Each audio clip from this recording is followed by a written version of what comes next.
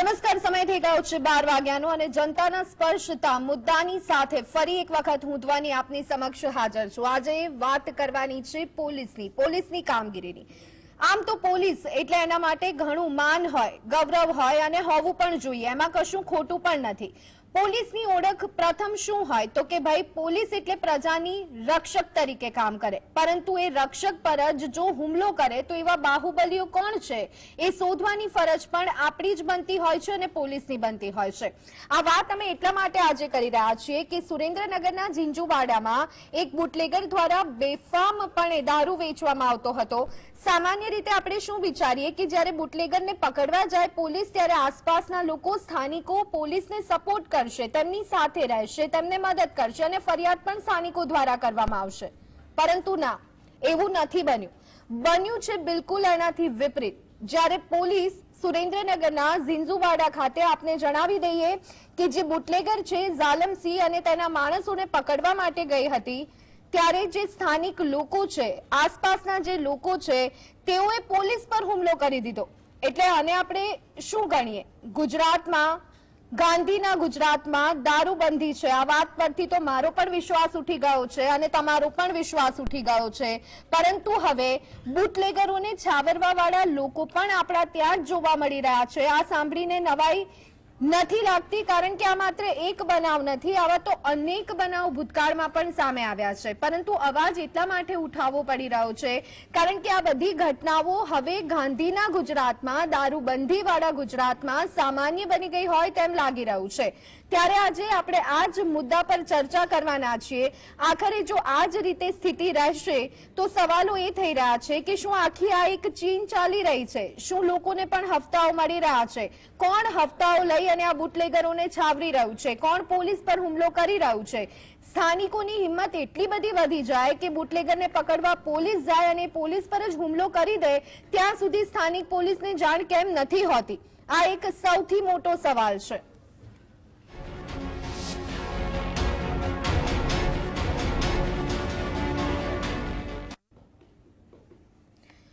તો આ સંદર્ભે અત્યારે હાલ એક મહત્વપૂર્ણ સમાચાર સામે આવી રહ્યા છે, તેની પર નજર કરી લઈએ તો ગુજરાતમાં હવે ખુદ પોલીસ જ અસુરક્ષિત હોવાનો ચોંકાવનારો અહેવાલ સામે આવ્યો છે।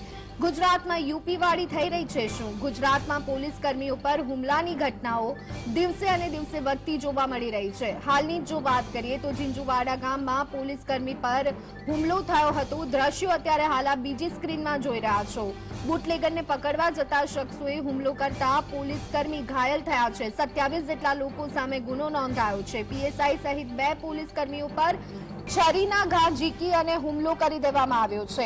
ઈજાગ્રસ્ત પોલીસ કર્મીઓને અમદાવાદ સારવાર માટે ખસેડવામાં આવ્યા છે। તો અત્યારના હાલના સમાચાર છે। સમગ્ર પ્રકરણમાં આપને જણાવી દઈએ કે 27 થી વધુ લોકો સામે ગુનો દાખલ કરવામાં આવ્યો છે। સઘન તપાસ હાથ ધરવામાં આવી છે। અગાઉ પણ પોલીસ પર હુમલાની આ જ પ્રકારની ઘટના બની ચૂકી છે। અમે એટલા જ માટે કહી રહ્યા છીએ કે જે બની રહ્યું છે ખૂબ જ ખોટું છે। શું છે સમગ્ર મામલો તેની પર નજર કરીએ તો સુરેન્દ્રનગરના ઝીંઝુવાડા ગામનો આ બનાવ છે। કાયદો અને વ્યવસ્થાની સ્થિતિ ખાડે ગઈ હોય તેવી સ્થિતિ સર્જાઈ છે। સુરેન્દ્રનગર જિલ્લાના ઝીંઝુવાડાના પીએસઆઈ પર હુમલાની ઘટના સામે આવી છે। ટોળાએ હુમલો કરતા પોલીસની આબરૂના કહી શકાય કે લીરે લીરા ઉડી ગયા છે। તો આ સાથે જ પાટણના સમી પોલીસ મથકના પ્રોહિબિશનના આરોપી ઝાલમસિંહ સામે અત્યારે હાલ કાર્યવાહી થાય તેમ લાગી રહ્યું છે। વોન્ટેડ છે તે અને વોન્ટેડ આરોપીને એની જ ક્રેટા ગાડીમાં જબ્બે કરવામાં આવ્યો છે। ક્રેટા ગાડીમાં આરોપીને લઈ અને ઝીંઝુવાડા પોલીસ મથકે લવાતા જ આ ઘટના બની હતી। સુરેન્દ્રનગર જિલ્લામાં ગુનેગારોને પોલીસનો જાણે કે કોઈ જ ખોફ ન રહ્યો હોય તેવું જોવા મળી રહ્યું છે। કાયદો અને વ્યવસ્થાની સ્થિતિ તો ખાડે આમ પણ ગુજરાતમાં ગઈ છે। જે રીતે ક્રાઇમ રેટ સતત વધી રહ્યો છે ત્યારે વધુ એક ઉદાહરણ સુરેન્દ્રનગર જિલ્લાના ઝીંઝુવાડામાંથી સામે આવ્યું। આ એ સમયના દ્રશ્યો છે કે જ્યારે કહી શકાય કે સુરેન્દ્રનગરના ઝીંઝુવાડામાં પોલીસ જ્યારે કહી શકાય કે ધરપકડ કરવા માટે ગઈ હતી ત્યારે પોલીસ પર જ હુમલો કરી દેવામાં આવ્યો અને જે પીએસઆઈ છે તે ઘાયલ થયા। તેમને સારવાર માટે અત્યારે હાલ હોસ્પિટલમાં ખસેડવામાં આવ્યા છે। આખરે કોણ છે આવા લુખ્ખા તત્વો, અસામાજિક તત્વો કે જે આટલી બધી હિંમત કરી શકે છે અને એનાથી પણ વધારે પ્રશ્ન તો અહીંયા એ થાય કે એવા તો કયા સ્થાનિક લોકો છે, એવા તો કયા અન્ય લોકો છે કે જે આ બુટલેગરોને છાવરી રહ્યા છે, કે જેઓ નથી ઈચ્છી રહ્યા કે પોતાના વિસ્તારના બુટલેગરને પકડવામાં આવે। ત્યારે જીએસટીવી કેટલાક સવાલો ઉઠાવી રહ્યું છે। ગુજરાતમાં શું હવે યુપી વાળી થઈ ગઈ છે? યુપીમાં પણ આવી જ ઘટના થોડાક દિવસ પહેલા સામે આવી હતી, જેમાં 3 પોલીસ કર્મીઓ પર હુમલો કરવામાં આવ્યો હતો। કેમ પોલીસ પર હુમલાની ઘટનાઓ દિવસે અને દિવસે ગુજરાતમાં બની રહી છે? ગુજરાત એક રીતે સુરક્ષિત રાજ્ય ગણાય છે, પરંતુ એ જ ગુજરાતમાં હવે તો પોલીસ જ સુરક્ષિત નથી રહી। અગાઉ પણ પોલીસ હુમલાની ઘટના શા માટે બની હતી, શું તેની તપાસ થઈ, તેનો નિષ્કર્ષ શું નીકળ્યો, એ જોવું પણ મહત્વપૂર્ણ છે। કેમ કાયદો અને વ્યવસ્થાની જે સ્થિતિ છે એ ખાડે ગઈ છે? કેમ આ પ્રકારે દિવસે અને દિવસે ક્રાઇમ રેટ વધી રહ્યો છે? જો પોલીસ જ આ રીતે કહી શકાય કે સહન કરશે અથવા તો પોલીસને જ આ રીતે મારવામાં આવશે, તો અહીંયા પ્રજા તો રામ ભરોસે છે। એ વાત સૌથી સ્પષ્ટ છે કે અહીંયા પ્રજાના રક્ષક તરીકે કોઈ જ નથી, કારણ કે પ્રજાના રક્ષક જ અત્યારે હાલ તો કહી શકાય કે આ બુટલેગરોના હાથે પીટાઈ રહ્યા છે, અથવા તો બુટલેગરો દ્વારા તેમની પર પણ મારવામાં આવી રહ્યો હોય તેવા દ્રશ્યો। અને સૌથી દુઃખદાયી અને ચિંતાજનક બાબત એ કહી શકાય કે સ્થાનિકો આમાં સપોર્ટ કરી રહ્યા છે। અરે યાર, સ્થાનિકો કઈ રીતે સપોર્ટ કરી શકે? સ્થાનિકોએ તો ફરિયાદ કરવી જોઈએ કે અમારા વિસ્તારમાં બુટલેગરો આ રીતે બેફામપણે દારૂને વેચી રહ્યા છે, પરંતુ આ ઘટના અત્યારે હાલ સુરેન્દ્રનગરથી સામે આવી છે। તો આ સાથે જ અત્યારે હાલ ચર્ચા માટે આપણી સાથે જોડાઈ ગયા છે પૂર્વ આઈપીએસ એજી ચૌહાણ, અને સાથે જ અમારા સંવાદદાતા ફઝલ અમારી સાથે જોડાઈ ગયા છે। ખાસ કરી અને ફઝલ, આપની પાસેથી જાણવા માંગીશું કે જે આખી ઘટના બની છે, શું છે આખો મામલો? 27 લોકો સામે ફરિયાદ, પરંતુ પોલીસ કર્મીઓને પણ જે રીતે ઘાયલ કર્યા છે, આખી આ ઘટના શું બની રહી છે, શું ચાલી રહ્યું છે સુરેન્દ્રનગરમાં? જી, જો ચોક્કસથી વાત કરવામાં આવે તો સુરેન્દ્રનગર જિલ્લામાં પોલીસ સુરક્ષિત ન હોય તેવા પ્રકારના કિસ્સાઓ સતત સામે આવી રહ્યા છે। એક મહિનામાં ત્રીજી વખત પોલીસ ઉપર હુમલાની ઘટના સુરેન્દ્રનગર જિલ્લામાં બની છે। પહેલા થાનગઢ પંથકમાં, ત્યારબાદ લખતર પોલીસ સ્ટેશન વિસ્તારમાં અને હવે જીંજુવાડા આરોપી પકડવા ગયેલા પોલીસ ઉપર હુમલાની ઘટના બની છે। જોકે આ બનાવમાં મળતી વિગત અનુસાર જે જાલમસિંહ નામનો શખ્સ છે તેની ઉપર અનેક પ્રકારના ગુનાઓ નોંધાયેલા છે। ત્યારે પીએસઆઈ સહિતનો સ્ટાફ તેને પકડવા માટે જેનાબાદ ગયો હતો। આ જાલમસિંહ છે તે જેનાબાદ ક્રિકેટ ગ્રાઉન્ડમાં ક્રિકેટ રમી રહ્યો હતો, તે દરમિયાન આ જાલમસિંહને પોલીસે ઝડપી લીધો હતો અને તે જીંજુવાડા લાવતા હતા। તે દરમિયાન જીંજુવાડા ગ્રામમાં પ્રવેશ મેળવતા સમયે તે 66 થી વધુ લોકો અચાનક એકત્રિત થઈ અને પોલીસની કાર ઉપર હુમલો કરવામાં આવ્યો હતો અને હુમલા દરમિયાન છરી જેવા હથિયારો, તીક્ષ્ણ હથિયારો વડે પણ હુમલો કરાયો હતો। અને આ હુમલા દરમિયાન જે જાલમસિંહ છે તેમને જે આવેલા શખ્સો છે, જે આવેલા લોકો છે તે છોડાવી ગયા હતા। અને આ મુદ્દે હાલની પરિસ્થિતિમાં જો વાત કરવામાં આવે તો પોલીસે આ મામલે ગુનો દાખલ કર્યો છે। 27 લોકો સામે નામજોગ ફરિયાદ દાખલ કરવામાં આવી છે। અન્ય જે 59 લોકો છે તેમની સામે ટોળા એક્ટ અનુસાર કાર્યવાહી કરવામાં આવી છે। જો કે કડક કાર્યવાહી થઈ શકે તે માટે પોલીસે લૂંટનો ગુનો દાખલ કરવામાં આવ્યો છે અને પીએસઆઈના ચેનની સીલ ઝડપ કરવામાં આવી હોય તે પ્રકારના કલમો લગાડવામાં આવી છે। 307 સહિત 16 કલમો આ ગુનામાં ઉમેરવામાં આવી છે અને તપાસના ચક્રો ગતિમાન કર્યા છે। રેન્જ આઈજી અશોક કુમાર યાદવે પણ આ મામલે તપાસના આદેશ આપ્યા બાદ જે પાટડી અને ધાંગધ્રા વિસ્તારના નાયબ પોલીસ અધિક્ષક જેબી પુરોહિત છે તેમને ત્યાં સ્ટેન્ડ બાય રાખવામાં આવ્યા છે। લોકલ ક્રાઇમ બ્રાન્ચ એસઓજી સહિત અલગ અલગ 10 થી વધુ ટીમો હાલમાં આ જાલમસિંહ નામના શખ્સને ગોતી કાઢવા અને પકડવા માટે કામે લાગી છે અને આ જ સંદર્ભે હાલની પરિસ્થિતિ મુજબ જીંજુવાડા ગામમાં કોઈ અન્ય અનિચ્છનીય બનાવ ન બને તે માટે ચુસ્ત બંદોબસ્ત ગોઠવવામાં આવ્યો છે। જી બિલકુલ ફઝલ, એક તો જે આપ આંકડો બોલ્યા કે કેટલા લોકો જાલમસિંહને બચાવવા માટે આવ્યા હતા, એ ફરી એક વખત સ્પષ્ટ કરશો? અને આપની પાસેથી એ જાણવું છે કે જે શખ્સો હતા એ કોણ હતા? એ ગામવાળા લોકો હતા, સ્થાનિકો હતા, જાલમસિંહના માણસો હતા, એ કોણ હતા? અને એવો તો કેવો તુરમ ખાન છે આ જાલમસિંહ કે જેને બચાવવા માટે આટલા બધા લોકો એની સપોર્ટમાં આવી ગયા છે?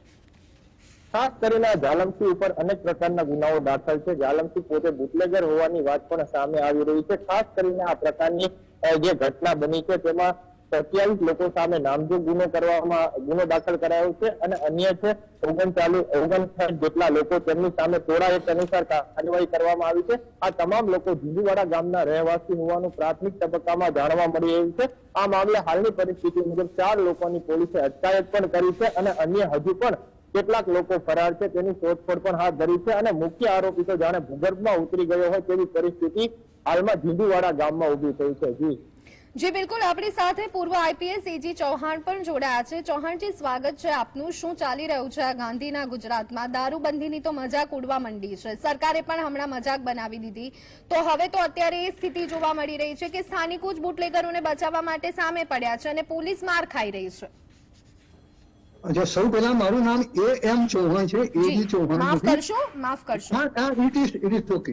અને બીજી વાત એ છે કે પોલીસ ઉપર આ રીતે થોડું એક બુટલેગરને બચાવવા માટે હુમલો કરે એ ખરેખર બહુ ચિંતાનો વિષય છે, કાયદો વ્યવસ્થા માટે, સરકાર માટે અને પ્રજા માટે પણ એ વિચારનીય છે કે આવું શા માટે થવું જોઈએ। જે ગુનેગાર છે એને પોલીસ કાયદેસર લઈ જતી હોય તો એને લઈ જવી જોઈએ અને જે રીતે આપણે પહેલા જણાવ્યું કે એમના વિસ્તારમાં જો દારૂ જુગારના આવા કોઈ અડ્ડા ચાલતા હોય, ગેરકાયદે કોઈ પણ પ્રકારની પ્રવૃત્તિ ચાલતી હોય તો પોલીસને ચોક્કસ ફરિયાદ કરવી જોઈએ। એને બદલે જો એમને ગુનેગારને જ બચાવવા માટે આ રીતે 59 માણસોનું જે ટોળું છે, બીજા 27 માણસોને જેને નામ જોગ જેની સામે ગુના દાખલ થયેલા છે એ લોકો પણ એમાં સામેલ છે, તો આ એક વધારે ચિંતાનો વિષય છે। અને ખરેખર જોવા જઈએ તો જે 2 પોલીસ કર્મચારીને અમદાવાદ દાખલ કર્યા છે એટલે એમના પર છરીના ઘા ને એવું કઈ સિરિયસ મેટર હશે। ખરેખર 307 જે લગાવી છે બરાબર છે, કારણ કે કોશિશ છે પરિસ્થિતિ વધારે ખરાબ એવી આપણે એમની શુભેચ્છાઓ વ્યક્ત કરીએ। પણ સાથે સાથે આ પ્રકારના જે ગુના બને છે, કારણ કે જાલમસિંહ ઝાલા જે રીતે આપણને ફજલે હમણાં કહ્યું કે એની સામે બીજા પણ અગાઉ ગુના દાખલ થયેલા છે અથવા એનું પોતે બુટલેગરનું આ રીતે કામ ચલાવે છે, દારૂ લાવીને અથવા બનાવીને એ વેચવાનું જે કામ છે, તો એ ખરેખર સમાજ વિરોધી કામ છે, પ્રજા વિરોધી કામ છે। એટલે પ્રજાએ તો પોલીસને ટેકો આપવો જોઈએ, બાતમી આપવી જોઈએ અને મદદ કરવી જોઈએ।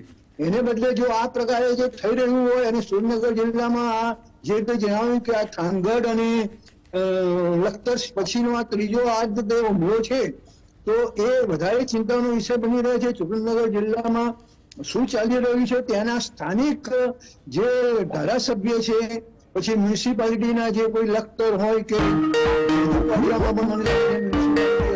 એટલે એ બધા જે નેતાઓ છે, સ્થાનિક નેતાઓ, એમણે પણ જાગૃત થવું જોઈએ। કારણ કે આજે પોલીસ ઉપર હુમલો થયો છે તો પોલીસ પાસે તો મને હજુ એમાં નવાઈ એ લાગે છે કે પોલીસે બળ કેમ નહીં વાપર્યું। જ્યારે 2 પોલીસ કર્મચારી ઉપર છરીથી હુમલો થતો હોય, એ લોકો આટલા સિરિયસ હોય અને ગુનેગારને છોડાવીને જતા હોય તો પોલીસે પણ ફાયરિંગ સહિતના બળનો ઉપયોગ કરવો જોઈએ। બિલકુલ, પણ ચૌહાણજી, સવાલ અહીંયા એ છે, ચોક્કસ પોલીસે અહીંયા બળ વાપર્યું હશે, પરંતુ જ્યારે સામે આટલા બધા લોકો આવી ગયા હોય તો કદાચ પોલીસ પણ પાછી પડી જાય, એ વાત પણ માન્યા જેવી છે। પણ મને અહીંયા પ્રશ્ન એ થઈ રહ્યો છે કે ચૌહાણજી, જાલમસિંહ જે છે એ આજને આજ અને રાતોરાત તો કહી શકાય કે આટલો મોટો તુરમખાન નહીં બની ગયો હોય, એને બી સમય લાગ્યો હશે, તો એને આટલા પ્રમાણમાં કોણે પાડ્યો, આટલા પ્રમાણમાં કોણે એને પોષ્યો કે આટલો મોટો ખોખાર કહી શકાય કે આરોપી બની ગયો છે? હા, એટલે હું એ જ કહેવા માંગતો હતો કે જાલમસિંહ જે આ 2 નંબરના પૈસા એના બુટલેગિંગના ધંધામાં, દારૂના ધંધામાં જે કમાતો હશે, એનાથી આજુબાજુના જે પ્રજાના લોકો છે એમને કઈ નાની મોટી મદદ પણ કરતો હશે અને મારું એવું માનવું છે કે અત્યારે જે કોઈ હોય પણ ક્યાંકથી સીધા આડાઅવળા હપ્તાનું પણ એનું સામ્રાજ્ય હશે, તો જ આટલા બધા લોકો એની સાથે આવે। અને એ જ રીતે એ બાહુબલી જેવી જો એની ઇમેજ હોય તો એ ઇમેજ ખરેખર પોલીસ માટે અને પ્રજા માટે અને સરકાર માટે ચેલેન્જ રૂપ છે, પડકાર રૂપ છે। અને એની સામે યુપીએ નામના યુએપીએ માં એને સામે પગલાં લેવા જોઈએ અને પાસામાં લઈ લેવો જોઈએ. અત્યારે જે કોઈ ગુનામાં અટક કર્યો છે બરાબર છે, પણ તરત ને તરત, કારણ કે એની જામીન અરજીઓ જશે આ તે, અને એટલે એને પછી તરત પાસાની તૈયારીઓ પણ રાખવી જોઈએ અને લાંબો સમય સુધી એ પાસામાં રહે તો પ્રજામાં પણ એક દાખલો બેસે.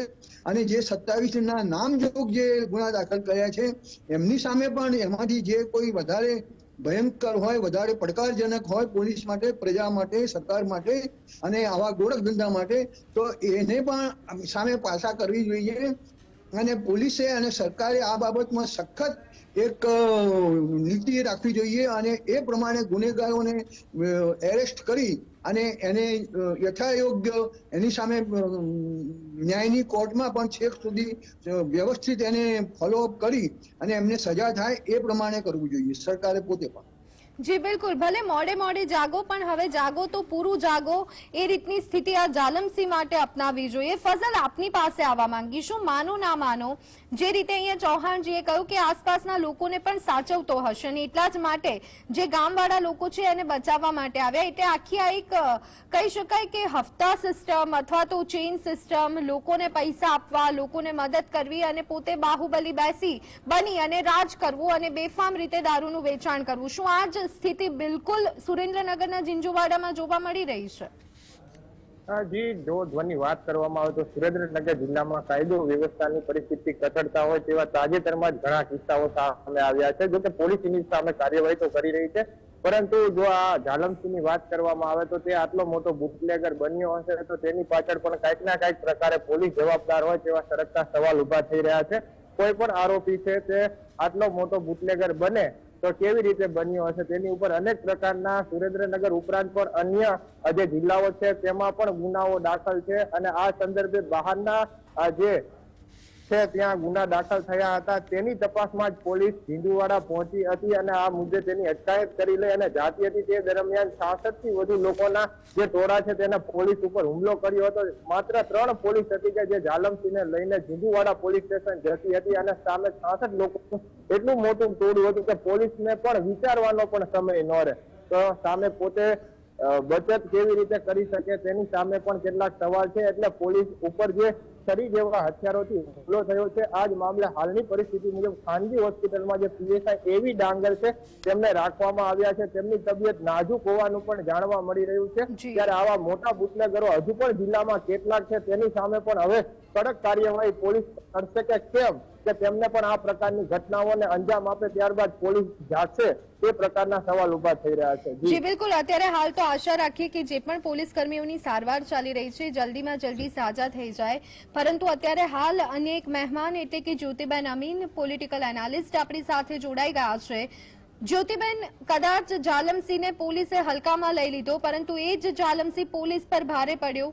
દારૂબંધીના કડક અમલવારી માટે પોલિટિકલ વિલ, રાજકીય ઈચ્છા શક્તિ હોવી એ કેટલી જરૂરી છે અને જો એમાં ક્યાંક ઉપર નીચે થઈ રહ્યું છે તો આવી ઘટનાઓ આગળ બનશે, એના માટે તૈયાર રહેવું કેટલું જરૂરી છે?